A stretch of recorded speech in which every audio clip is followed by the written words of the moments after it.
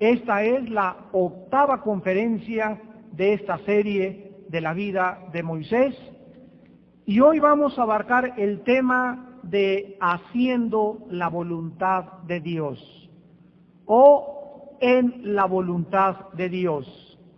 Dice el libro del Éxodo, capítulo 4, versículo 18 al 31, así se fue Moisés, y volviendo a su suegro Jetro le dijo, iré ahora y volveré a mis hermanos que están en Egipto para ver si aún viven. Y Jetro dijo a Moisés, ve en paz. Dijo también Jehová a Moisés en Madián, ve y vuelve a Egipto, porque han muerto todos los que procuraban tu muerte. Entonces Moisés tomó su mujer y sus hijos, y los puso sobre un asno, y volvió a tierra de Egipto. Tomó también Moisés la vara de Dios en su mano. Y dijo Jehová a Moisés, cuando hayas vuelto a Egipto, mira que hagas delante de Faraón todas las maravillas que he puesto en tu mano. Pero yo endureceré su corazón, de modo que no dejará ir al pueblo. Y dirás a Faraón, Jehová ha dicho así, Israel es mi hijo, mi primogénito. Ya te he dicho que dejes ir a mi hijo para que me sirva, mas no has querido dejarlo ir. He aquí yo voy a matar a tu hijo, tu primogénito. Y aconteció en el camino que en una posada Jehová le salió al encuentro y quiso matarlo. Entonces Séfora tomó un pedernal afilado y cortó el prepucio de su hijo y le echó a sus pies diciendo, a la verdad, tú me eres un esposo de sangre. Así le dejó luego ir. Y ella dijo, esposo de sangre, a causa de la circuncisión. Y Jehová dijo a Aarón, ve a recibir a Moisés al desierto. Y él fue, y lo encontró en el monte de Dios, y le besó. Entonces contó Moisés a Aarón todas las palabras de Jehová le enviaba, y todas las señales que le había dado. Y fueron Moisés y Aarón y reunieron a todos los ancianos de los hijos de Israel. Y habló a Aarón acerca de todas las cosas que Jehová había dicho a Moisés, e hizo las señales delante de los ojos del pueblo. Y el pueblo creyó, y oyendo que Jehová había visitado a los hijos de Israel, y que había visto su aflicción, se inclinaron y adoraron. Hace algunos años anunciaron que iba a haber un grande terremoto en el estado de California, en Estados Unidos, y mandaron cartas a muchos hombres de Dios en Estados Unidos preguntándoles que si ellos como cristianos, al oír que un terremoto iba a sacudir una ciudad, deberían de abandonar esa ciudad como medida de precaución, o que si los problemas con las computadoras ahora en el año 2000 que vamos a entrar iban a causar trastornos en los bancos, si era prudente sacar el dinero del banco entre el 15 de diciembre y el 15 de enero, o si deberíamos de guardar comida o agua o abastecernos de algunas necesidades mientras los bancos y las compañías arreglaban el problema que en Estados Unidos le llaman Y2K, que significa la Y year, el 2000, la K de kilo, el problema del año 2000, así le llaman Y2K en Estados Unidos. Y muchos hombres de Dios contestaron y dijeron de la siguiente manera los siguientes consejos con los cuales yo estoy de acuerdo. Entre ellos uno muy famoso que se llama Rick Joyner. Él dijo, Rick, a través de una carta de noticias que él publica, el siguiente consejo: no es importante que sepamos que vaya a temblar o que no vaya a temblar. No es importante que sepamos que puede venir un problema computacional en el año 2000. Lo más importante es que cada uno de nosotros debe estar seguro que si viene un terremoto, es la voluntad de Dios que me quede en la ciudad de Los Ángeles, y si no es la voluntad de Dios, que me vaya. La voluntad de Dios para cada uno de nosotros no es nuestro beneficio o nuestra felicidad, o si vamos a estar bien o estamos mal, sino lo más importante es asegurarnos si estamos en la voluntad de Dios. Porque si no es la voluntad de Dios que tú te escapes de Los Ángeles, porque era la voluntad de Dios que tú murieras en el terremoto, aunque tú te vayas de la ciudad de Los Ángeles y no estás en la voluntad de Dios, no te puede ir bien en la vida. Cualquier cosa que nosotros hagamos o el paso que escojamos para tratar de asegurarnos que no nos va a pasar nada, pero no es la voluntad de Dios, no podemos nosotros tener la bendición de Dios.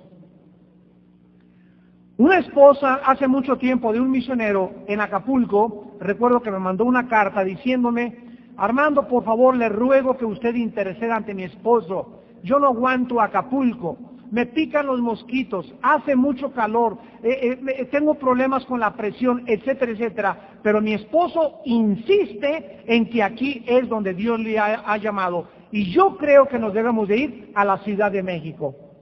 Entonces yo le contesté a esta hermana con mucha prudencia y con mucho amor, y le dije: hermana, no es importante si a usted le pican los mosquitos o si el calor le afecta, lo importante es que ustedes estén en el centro de la voluntad de Dios.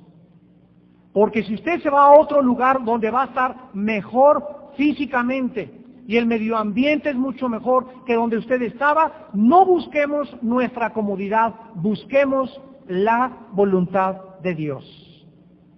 Pero si es la voluntad de Dios, le dije a esta muchacha, a esta señora, que su esposo sea misionero, usted va a tener que morir a usted misma y entender que si Dios quiere moverlos, le va a avisar a su esposo, no a usted, porque usted tiene que estar sometida y él es su cabeza. La cabeza significa que él es el que está recibiendo, y más si es un hombre de Dios, la dirección de parte de Dios. A usted le queda someterse a la voluntad de Dios.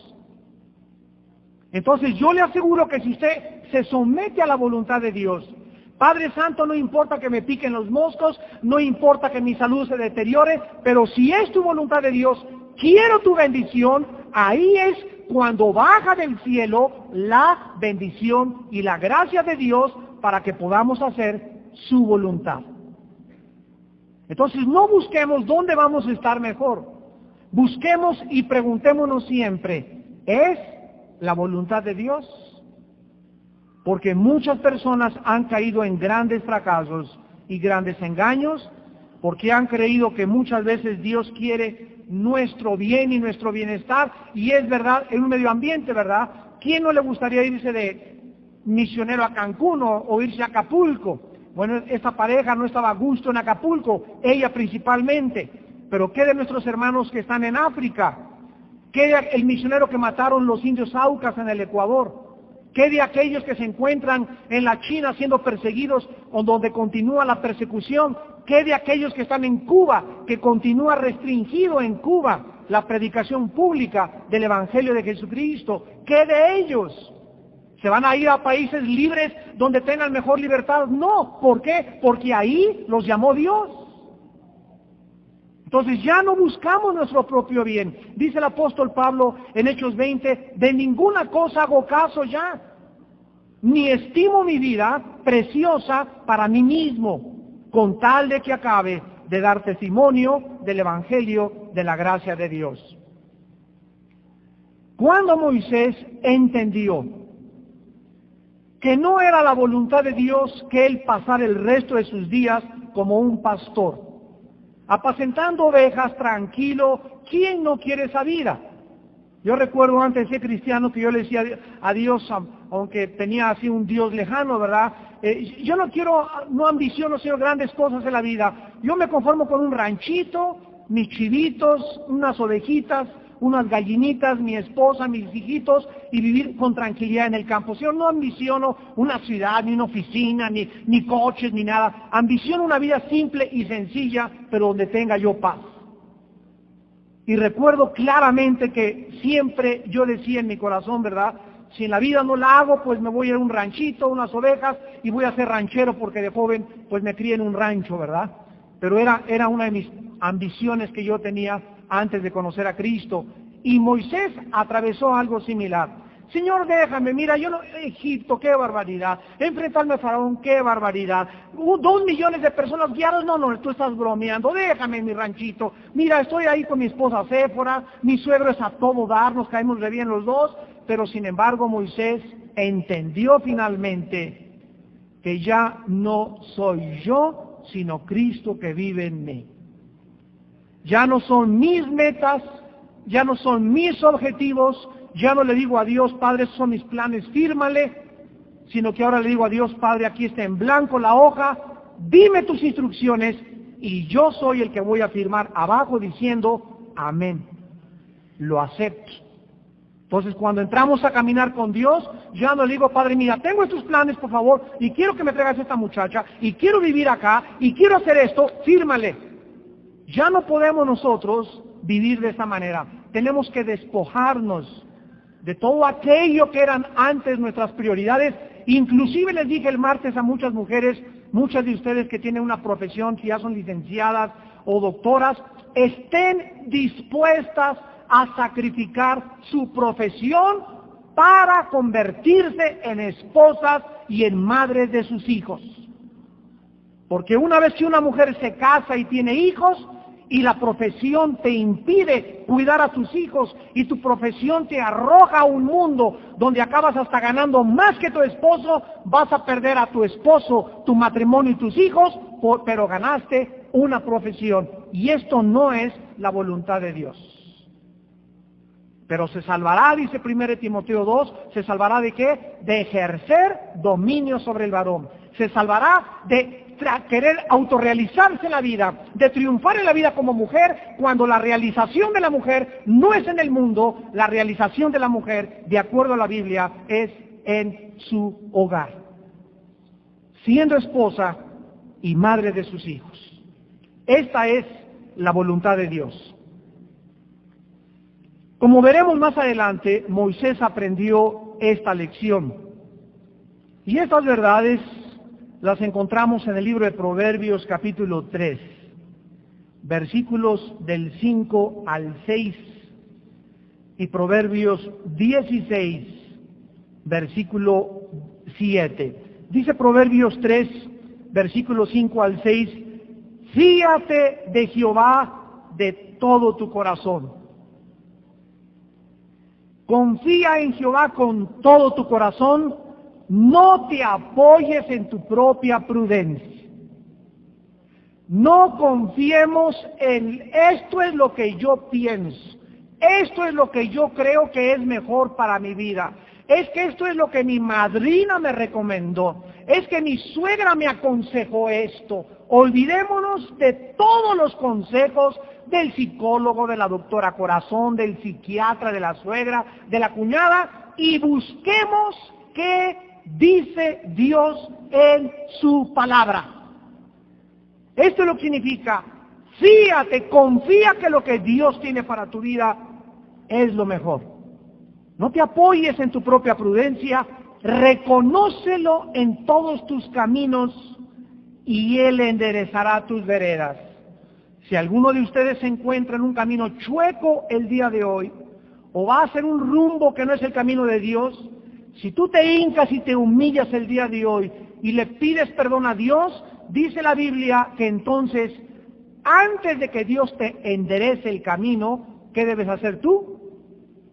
¿Qué dice Proverbios 3:6? Que lo reconozcas, que realmente Él es el que puede en tus caminos dirigirte. Y una vez que vienes a rendición a la voluntad de Dios, Dios te endereza.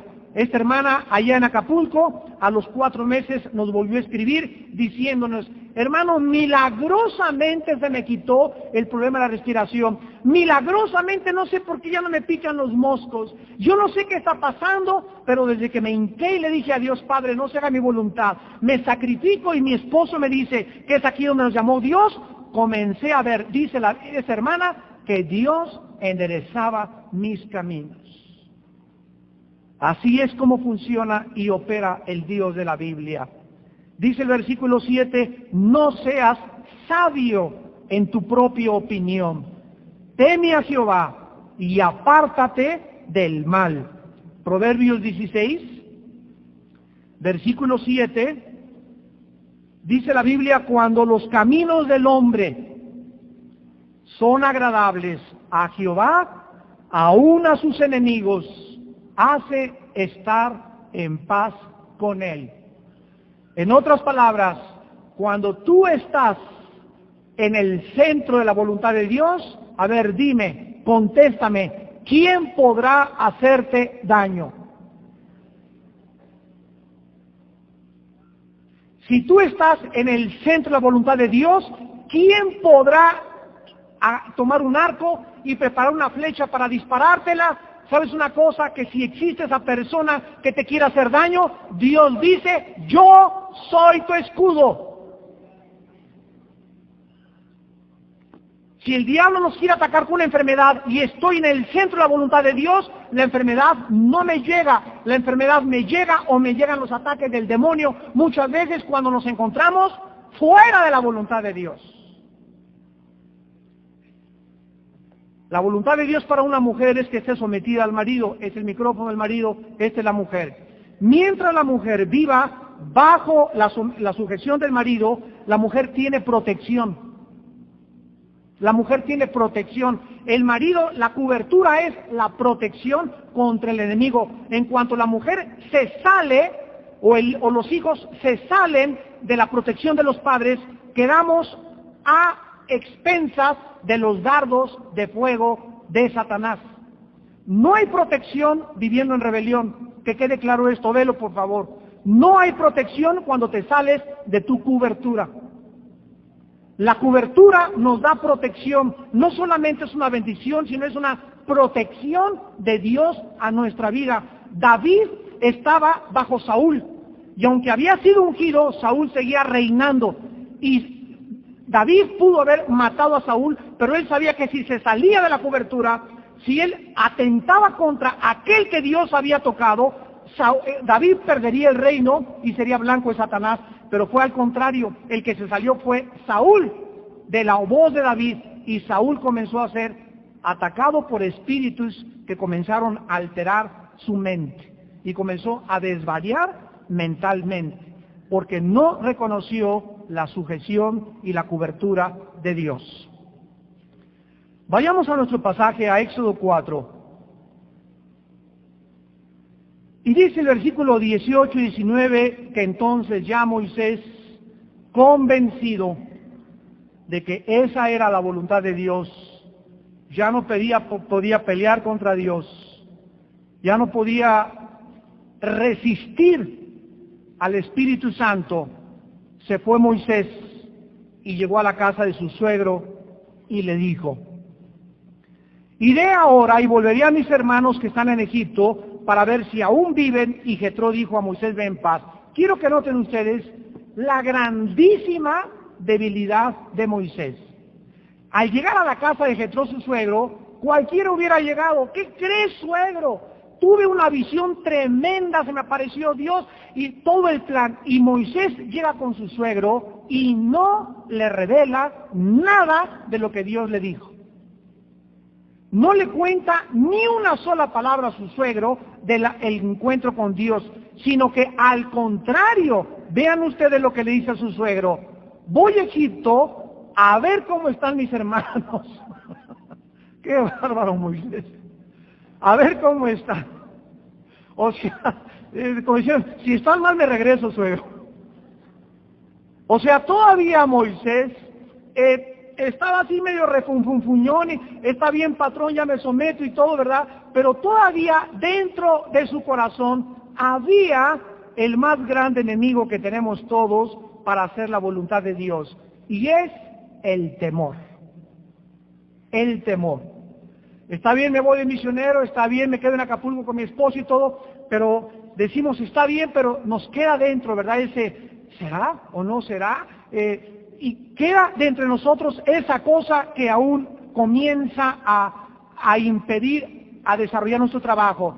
Entonces, en el versículo 19, Dios, que conoce los corazones de todos sus hijos, y más en este caso el corazón de su siervo Moisés, Dios entonces le vuelve a alentar en el versículo 9, cuando ya Moisés estaba más o menos en Madián, y le dice Dios otra vez a Moisés: vuélvete a Egipto, porque han muerto todos los que procuraban tu muerte. O sea, Moisés estaba temeroso porque iba a regresar a el lugar donde había una cartulina en todas las tiendas de Egipto diciendo: se busca vivo o muerto Moisés.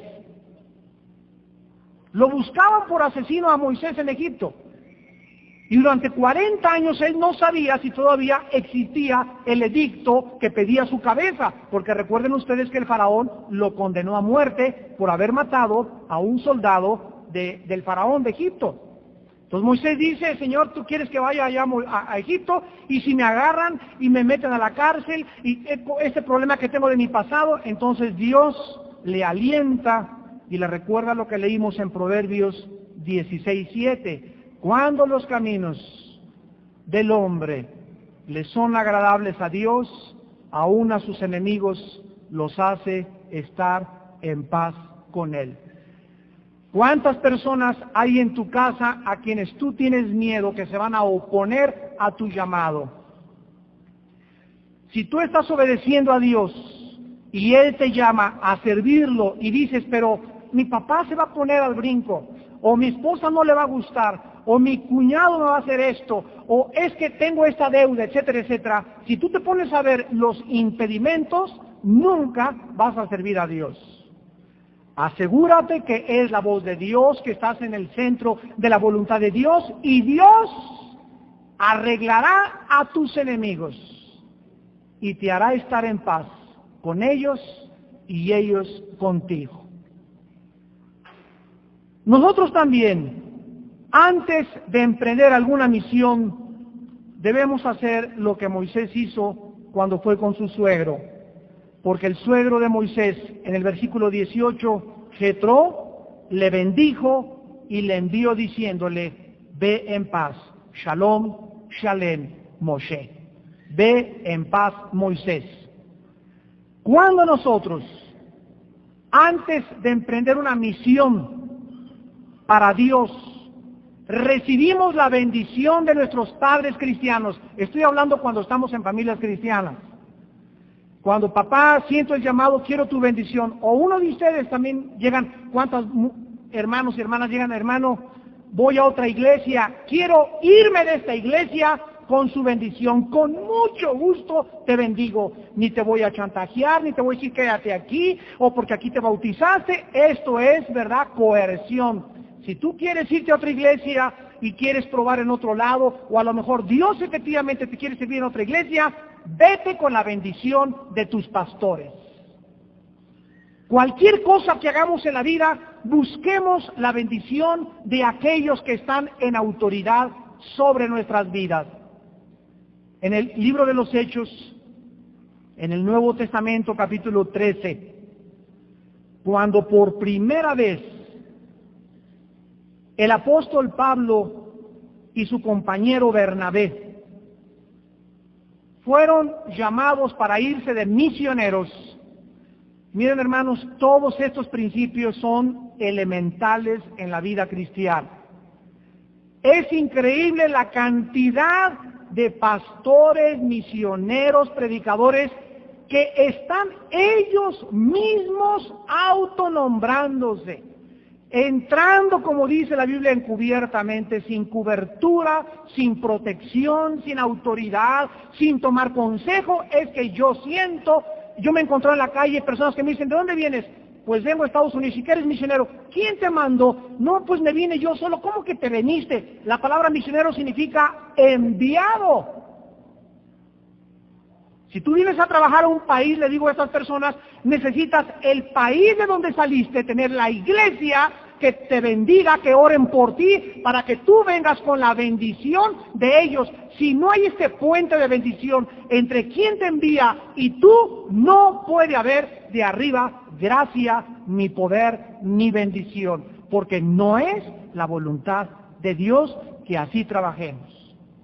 Veamos este patrón, Hechos 13. Había entonces en la iglesia que estaba en Antioquía profetas y maestros: Bernabé, Simón el que se llamaba Níger, Lucio de Cirene, Manaén, el que se había criado junto con Herodes el tetrarca, y Saulo. Ministrando estos al Señor y ayunando, dijo el Espíritu Santo. Pregunta: ¿a quién le dijo el Espíritu Santo? A los líderes, a los que tenían la cabeza y la responsabilidad de la iglesia, a los profetas y a los maestros de la iglesia de Antioquía. A ellos les dijo el Espíritu Santo: a ver, vean esto, aquí están los líderes, aquí están los que van a ser comisionados. El Espíritu Santo no se comunicó con Pablo y le dijo: vete de misionero. El Espíritu Santo se lo dijo a sus líderes: apártenme a estos, a Bernabé y a Saulo, para la obra que los he llamado. Entonces, habiendo ayunado y orado, les impusieron las manos y los despidieron. Ellos, versículo 4, o sea, Pablo y Bernabé, entonces, enviados por el Espíritu Santo, aquí la Biblia nos muestra que cuando ellos se fueron de misioneros, no fueron los apóstoles ni los líderes, sino que fue el Espíritu Santo realmente el que los envió. Pero el Espíritu Santo usó instrumentos, y los instrumentos fueron los líderes de la iglesia. Ay, hermano, pues yo quiero ser pastor. Póngame las manos, yo tengo 10 años trabajando en la iglesia. Mira, tú puedes decir que a lo mejor crees que eres pastor o quieres el llamado. Tienes que asegurarte que estás en el centro de la voluntad de Dios. Cuando alguien es llamado, el Espíritu Santo convence a los líderes para que esa persona pueda ser fijada y pueda ser enviada con la bendición de la autoridad de una iglesia. Les voy a dar un ejemplo. Este hermano que tenemos en Italia, Eduardo Santillán, ¿saben ustedes cuándo lo enviamos? Lo enviamos en 1988, cuando Villanueva no era lo que es ahorita Villanueva para el mundo. Tuvimos un tremendo problema. El diablo nos atacó por todos lados. Hubo una grande división en el 91 en nuestra iglesia, y mientras hubo esta división, este hermano estaba allá de misionero. Ya lo habíamos enviado, ¿verdad? Entonces viene la división, a unos pastores se enojaron, hubo problemas muy serios, y entonces, ¿qué pasó? Este hermano se quedó allá en Italia. Entonces me manda a escribir y me manda a decir: Armando, ¿qué hacemos? Le digo: acomodé el lugar, tú sigue allá. Y gracias a Dios le pudimos seguir enviando y enviando y enviando, hasta que ahora, ¿verdad?, ya podemos de una forma más sólida y más concreta decir, ¿verdad?, que ya hasta a una iglesia se ha formado allá en la ciudad de Siena, Italia. Pero este muchacho no podía hacer nada. Si él me dijo: si tú quieres me regreso. Le dije: no, quédate allá, porque estoy seguro que Dios quiere que tú sigas allá, porque yo veía mucho fruto en su ministerio, y conversiones y muchachos, y cómo sufrió y regresó, y él seguía adelante y adelante, y no se amilanó, y vi un corazón de líder en él, que no le importaba la oposición, él quería hacer el llamado de Dios. Y después de mucho sufrimiento, ahora Dios le está confirmando, no solamente como misionero, sino que ahora está convirtiéndose en un pastor. Por eso quiere venir ahora en diciembre, para que lo unjamos como pastor por nuestra autoridad. Dios hace siempre todo bajo la autoridad. Cuando estemos en la voluntad de Dios, las cosas van a surgir espontánea y libremente. No tenemos que forzar situaciones. Dios endereza nuestro camino. Dios reemplaza nuestras preocupaciones y ansiedades con su paz. Y nuestros líderes familiares nos dirán: vete con mi bendición al instituto bíblico, yo te bendigo, vete para allá donde te vas al campamento. Siempre busquemos la bendición de Dios para poder confirmar que estamos en el centro de su voluntad. En el versículo 20, regresamos a Éxodo 4. Moisés regresa pues a Egipto. Y toma a su mujer Séfora, versículo 20, Éxodo 4, toma a sus hijos. Tal vez entre el capítulo 2 y aquí tuvieron más hijos, Moisés y Séfora. Nosotros solamente sabemos de Gersón, ¿verdad?, que significa forastero. Los pone en un asno y se vuelve a tierra de Egipto con todo y su familia. En el versículo 21, Dios le agrega algo insólito a Moisés, algo que a cualquiera de nosotros nos hubiera vuelto locos. Le dice Jehová a Moisés: cuando hayas vuelto a Egipto, mira, fíjense ustedes, ya aquí estas órdenes ya no son en la casa, no son antes, sino que según vean ustedes a Moisés, aquí está su encuentro con Dios. Acepta la voluntad de Dios, Moisés va con Jetro, se regresa a Madián. Su suegro lo bendice y Moisés comienza el viaje a Egipto. Mientras Moisés daba un paso, y luego daba otro paso, y luego daba otro paso hacia el objetivo que era Egipto, en cada paso Dios le revela parte de su voluntad. ¿Ya lo vieron? Dios le vuelve a hablar, pero ya en el desierto, ya caminando hacia Egipto. Y así es como Dios nos habla y nos dirige a nosotros. Si tú crees que Dios te va a decir mañana, quiero decirte que vas a ser un grande predicador, que vas a ser un grande químico, que el mundo está ante tus pies y que todas las cosas van a salir, etcétera, etcétera, como ahora hay tantas profecías, ¿verdad?, de que pasan los hermanos y el Dios dicho que te ha entregado México y te ha entregado Estados Unidos, decimos, ¿verdad, caray? Déjenos por lo menos a Catitlán de las Manzanas, déjenos algo a nosotros, ¿no? Y así encontramos profecías que Dios ha dicho que tú vas a hacer lo máximo. Dios nunca habla así en la Biblia. Ni a Moisés se lo dijo, ni a los apóstoles, ni a los profetas.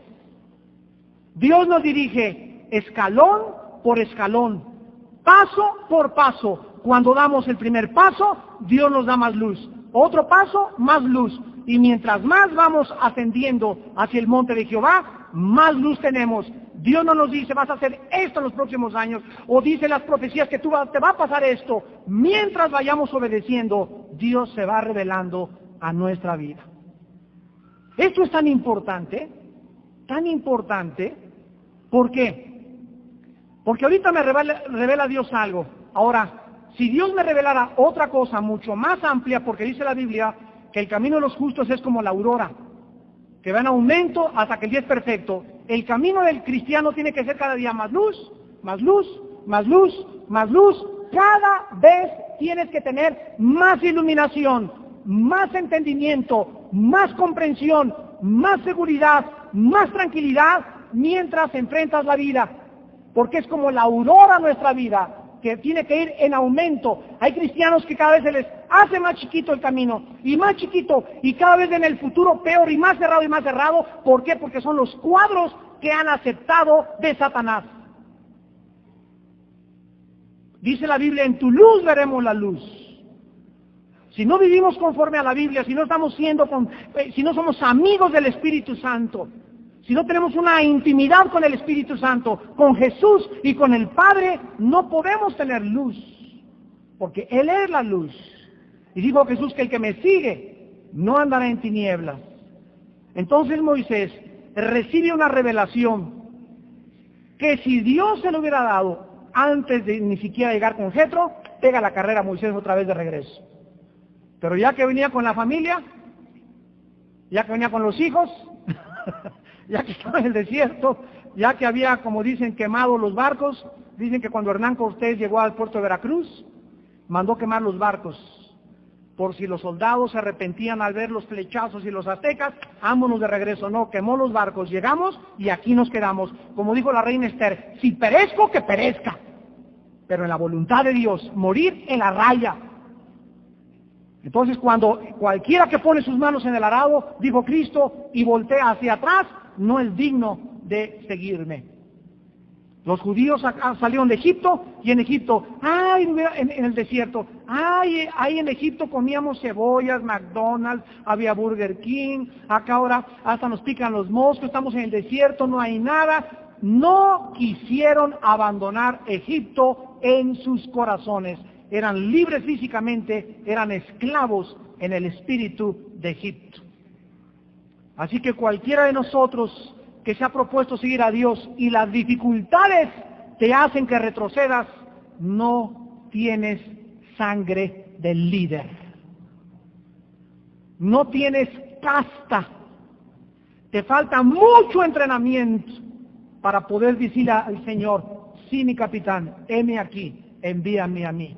Dios prueba el corazón de los que le siguen. Dios le dice a Moisés en el versículo 21, Moisés, ahora que veo, ahora ya no te puedes regresar, ¿verdad? Ahora vas ya con tu burrito, tus hijos y todo. Le dice Dios a Moisés, cuando hayas vuelto a Egipto, mira que hagas delante de Faraón todas las maravillas que he puesto en tu mano. Pero yo endureceré su corazón, de modo que no dejará ir al pueblo. Ese es nuestro Dios. Bendito Padre, tus pensamientos no son nuestros pensamientos. A ver, espérame tantito. Sácame el libro de Demóstenes, Mi vida, por favor, lógica elemental. A ver, vamos a filosofar con Dios un poquito en este momento. A ver, Señor, primero me estás diciendo, me comisionas, me hiciste sufrir 40 años en el desierto, bla, bla, bla, bla, bla, ya agarré a mi familia y todos, ahora vamos a cumplir tu comisión. Señor, ya te dije yo que te voy a obedecer. Mi comisión es ir ante el faraón y decirle que deje ir a tu pueblo, porque si no tú le vas a ahogar el cuello hasta que nos deje ir. Y ahora me dices que tú eres el mismo que vas a hacer que él no nos deje ir. Bueno, esto es absolutamente una contradicción, ¿verdad? Es una incongruencia. Y cuando caminamos con Dios, más nos vale comenzar a acostumbrar nuestras mentes tan pequeñas, tan limitadas. A ver, aquí en la Biblia, dice una cosa la Biblia, y a ver, hermano, aquí parece que es una contradicción, la Biblia tiene errores. No, aquí me está diciendo una cosa y tengo 3 días con esto y no, es que tiene que haber un problema en la Biblia. Sí hay contradicciones.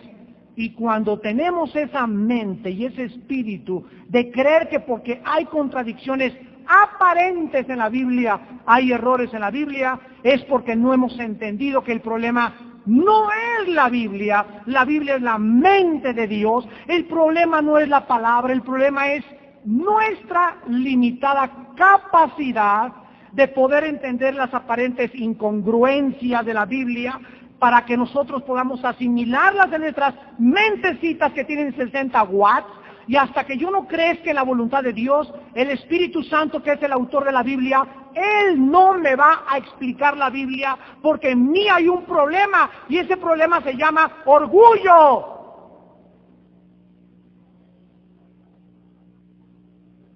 Creo que todavía puedo discutir con Dios. ¿Quién aconsejó al Espíritu de Dios? Isaías 40. ¿Quién le puede decir a Dios lo que haces? ¿Quién puede decirle el camino del conocimiento, el camino de la inteligencia, el camino del juicio? Él es Dios. Siempre que vengamos a la Biblia y choquemos con la mente de Dios, es que esto me parece a mí una contradicción. Híncate. Señor, no entiendo. Y en el día que temo, en ti confío. Padre, espero que tal vez el próximo mes, o dentro de 6 meses, o tal vez en 2 años, esto que ahorita me parece una contradicción, me vas a dar la suficiente luz para entender que el problema no eras tú, el problema era mi capacidad de entender tus pensamientos. ¿Cómo que vas a endurecer al faraón? Así es, Moisésito, lo voy a endurecer. Yo mismo voy a ser el instrumento para que no los deje ir. A ver, vamos otra vez a repasar esto. Yo voy a Egipto y mis órdenes son, deja ir a mi pueblo. Al decirle yo a Faraón, deja ir a mi pueblo, tú por arriba lo estás haciendo que me digas lo contrario. Entonces, Señor, ¿para qué le digo deja ir a mi pueblo? Mejor no voy, mejor endurécelo y que nos deje ir cuando Él quiera. Para mí, Señor, es una pérdida de tiempo ir a Faraón y decirle, deja ir a mi pueblo, y por arriba tú le estás diciendo, no los dejes ir. Cuando nosotros comenzamos a entender de qué forma actúa Dios, podemos entender su plan. Muy bien. Le dice Dios a Moisés, tú ahorita ve y obedece. Vamos a ver que Moisés obedeció. Pero vean ustedes, cuando Dios manda a Moisés a decirle a Faraón, deja ir a mi pueblo, en ese momento Dios, al usar a Moisés y decirle al Faraón, deja ir a mi pueblo, Dios estaba haciendo al Faraón responsable. Y como Dios sabía que el Faraón no lo iba a dejar porque ya estaba endurecido, y Dios lo endurece a propósito, al endurecer Dios al faraón, Dios entonces usa 10 milagros. Porque cada vez que el faraón dice no, Dios envía una plaga, no la segunda plaga, no la tercera plaga, y al final de las 10 plagas viene la plaga más grande de todo Egipto, la muerte de los primogénitos. ¿Se acuerdan ustedes qué hizo el faraón anterior a este con los niños cuando Moisés nació 80 años atrás?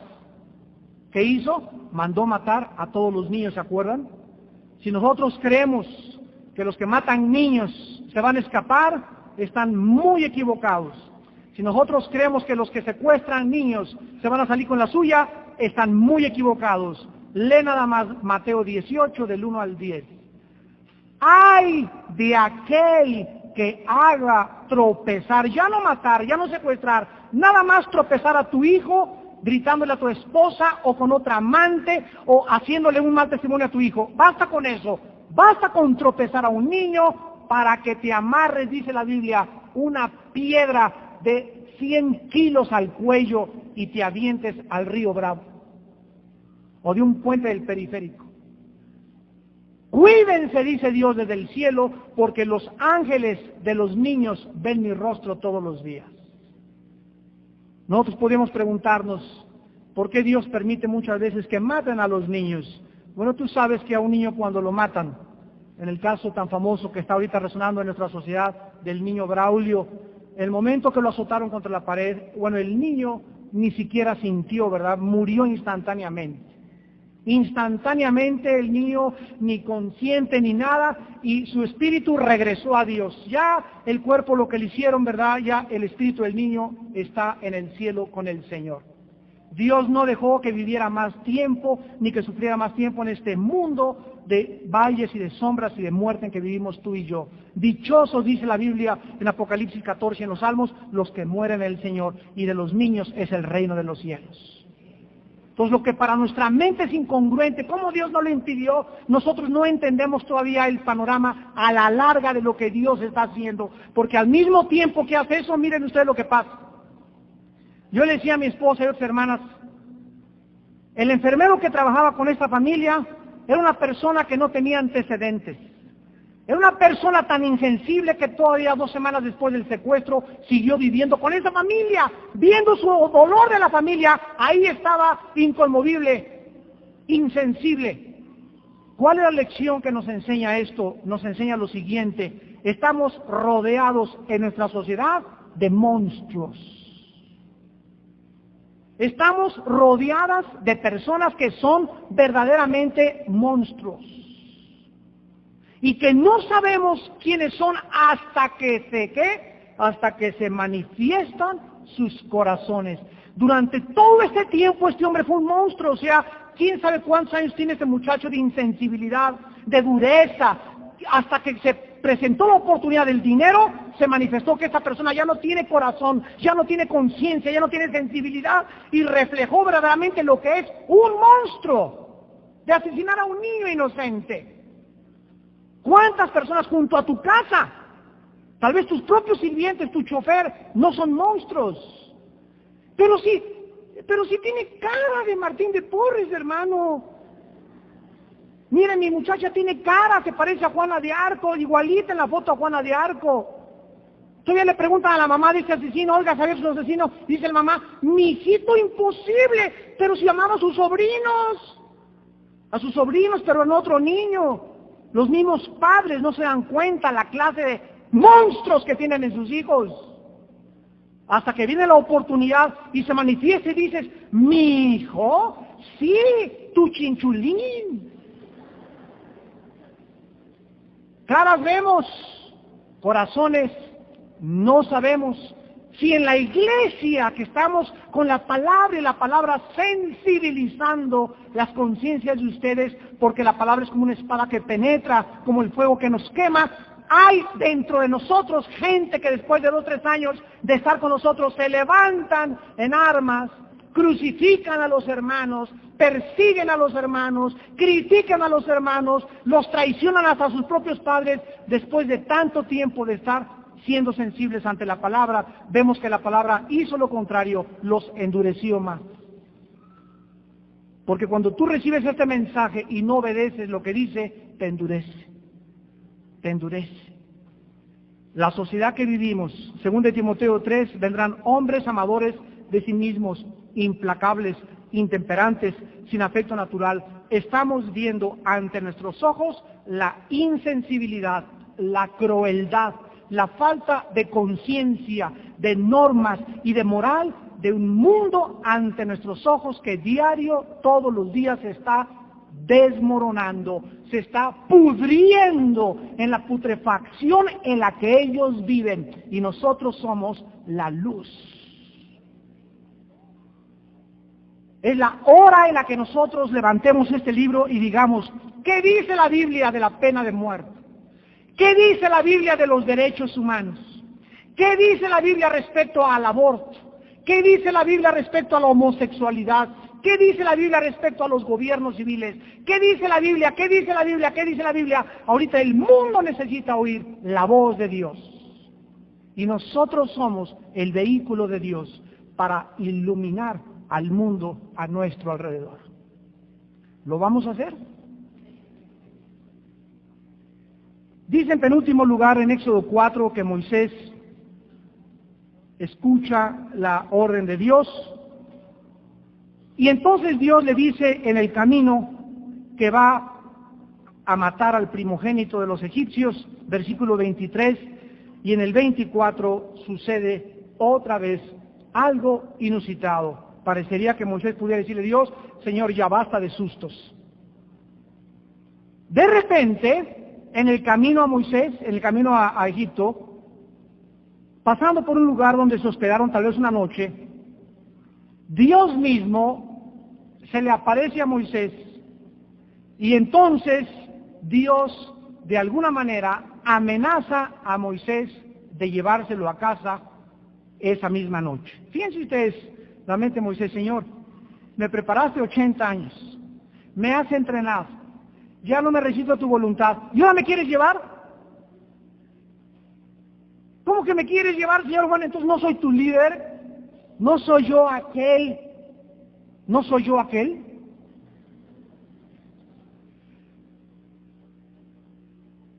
Entonces Séfora, ¿qué haríamos muchas veces sin nuestra amada, intuitiva esposa?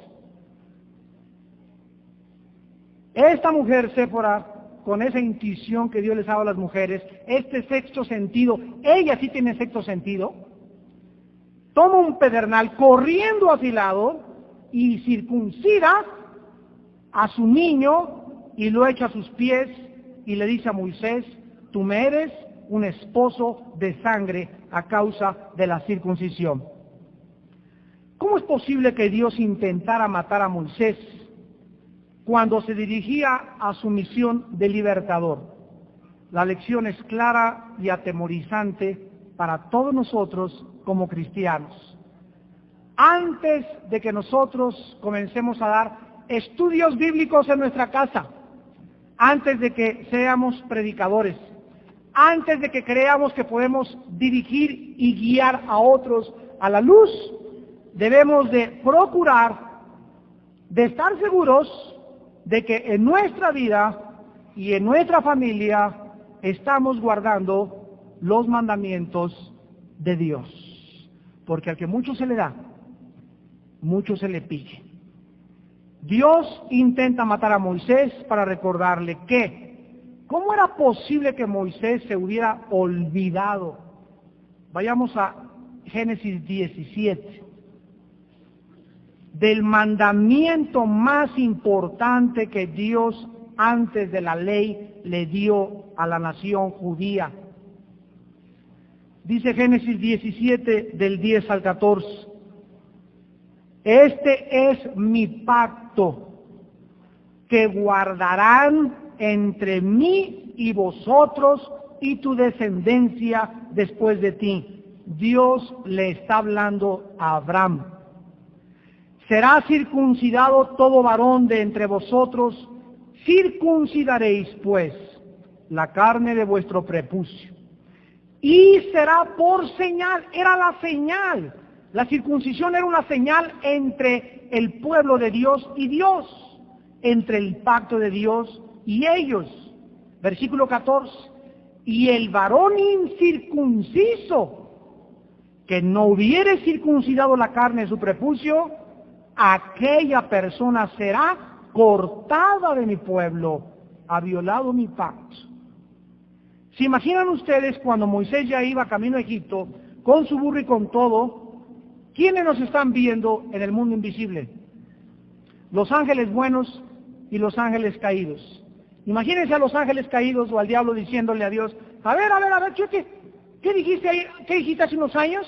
¿Que no estuviera circuncidado qué cosa? A ver, ¿qué es tu consentido, Moisés, o qué? Dice Dios, no, yo no hago acepción de personas. No me importa que estés capacitado para ser líder. No me importa que tengas todos los dones espirituales. No me importa que seas un grande orador. No me importa que seas una grande maestra. No me importa todo lo que te he dado. Si tú no guardas mi palabra, te llevo a casa antes de tiempo, porque en el reino de Dios nadie es indispensable. Qué atemorizante, ¿verdad? O te me andas por la derecha, a ti que te he llamado, o quiero decirte que contigo comienzo, porque mi juicio comienza en la casa de Dios. Moisés no podía ser un líder sin antes cumplir y guardar los mandamientos de Dios. Por eso Séfora le dijo, me eres un esposo de sangre, porque por causa de su olvido, de su negligencia, de su falta de tomar en serio a Dios, Moisés iba a derramar sangre, él mismo iba a ser muerto. Y Dios podría demostrar que no importa hasta dónde has llegado conmigo, quiero decirte que tienes que llegar conmigo así hasta la meta. No perdáis pues vuestra confianza, que tiene grande galardón. Segunda de Juan, capítulo 1. Porque muchos cristianos han corrido 3 años con Dios, 4 años con Dios, bien, ahí vas. Ya falta la meta a seguir, ya faltan 500 metros para la meta y viene algo a sus vidas, y en ese momento caen, o adulterio, o fornicación, o echan a perder su vida por algo, o por un pecado muy grave, y echan a perder todo lo que corrieron, y aunque Dios los puede levantar si se arrepienten, puedes perder tu ministerio, puedes perder tu testimonio, puedes perder tu dirección, puedes perder muchas cosas por causa de creer que eres algo especial ante los ojos de Dios. Dios no hace acepción de personas con nadie. Quiero terminar con algunas aplicaciones a nuestra vida personal. Número 1, cuando caminamos en la voluntad de Dios, todo lo que usamos en el proceso es propiedad de Dios. Mis manos, mi voz, mi persona, mi máquina de escribir, mi computadora, mi vehículo, mi ropa, mi casa, todo es absolutamente de Adonai, el Señor. Cuando entramos a servir a Dios, ya no hay nada que yo pueda decir es mío, porque ya nadie vive para sí mismo, sino vive para aquel que vivió y fue sepultado y resucitó de entre los muertos. En segundo lugar, cuando hacemos la voluntad de Dios a su manera, seremos capaces de realizar las tareas más inimaginarias e imposibles con confianza absoluta. Dice el Salmo 18:29, con mi Dios asaltaré muros y derribaré fortalezas. Dice el Salmo 29:11, Dios dará fortaleza y poder a su pueblo.